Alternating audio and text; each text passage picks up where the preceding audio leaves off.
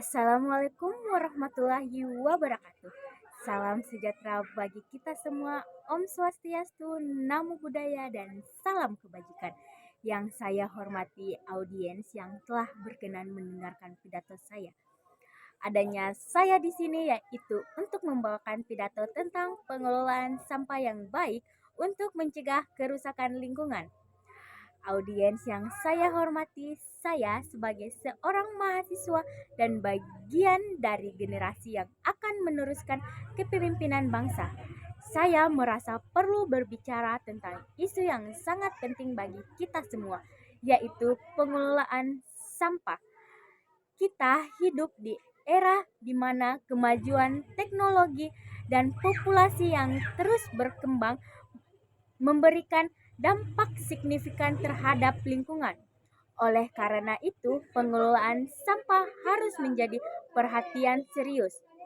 Tahukah kita bahwa Indonesia merupakan salah satu negara penyumbang sampah plastik terbesar di dunia? Menurut data Kementerian Lingkungan Hidup dan Kehutanan, setiap hari Indonesia memproduksi sekitar 175.000 ton sampah dan sayangnya sebagian besar dari sampah ini berakhir di laut. Bahkan hanya sekitar 30% sampah yang benar-benar dikelola dengan baik, sementara sisanya masih terbuang di tempat-tempat yang tidak seharusnya. Mengapa hal ini terjadi? Salah satu penyebabnya adalah minimnya kesadaran dan fasilitas pengelolaan sampah yang memadai.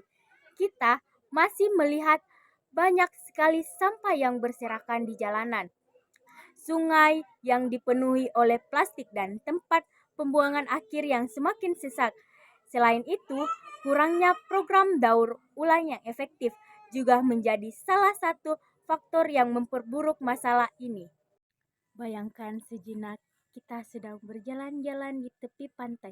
Pemandangan yang seharusnya indah dan menenangkan kini terganggu oleh tumpukan sampah plastik yang mengapung di laut dan berserakan di pasir. Hewan-hewan laut yang sebelumnya berenang bebas kini terjerat sampah.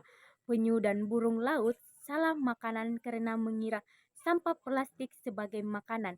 Tidak hanya itu, sampah yang menumpuk di lingkungan kita juga menjadi sumber penyakit. Sampah organik yang tidak dikelola dengan baik menimbulkan bau busuk dan menjadi sarang nyamuk, tikus, serta berbagai hama lainnya.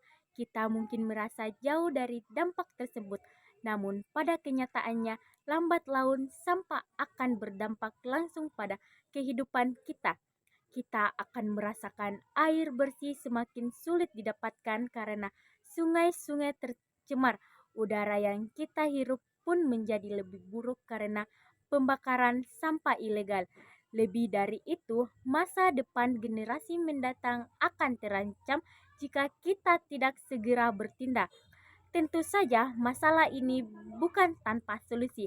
Ada berbagai cara yang bisa kita lakukan untuk mengurangi dan mengelola sampah dengan lebih baik. Pertama, kita perlu membudayakan prinsip 3R. Reduce, reuse, dan recycle. Kita bisa memulai dengan hal sederhana seperti membawa tas belanja sendiri saat ke pasar, menggunakan botol minum yang bisa diisi ulang, dan mengurangi konsumsi produk sekali pakai. Selain itu, pemisahan sampah di rumah harus menjadi kebiasaan sehari-hari. Sampah organik bisa dijadikan kompos, sementara sampah anorganik seperti plastik, kertas, dan logam harus dikumpulkan untuk didaur ulang. Banyak komunitas dan bank sampah yang siap membantu kita dalam proses ini.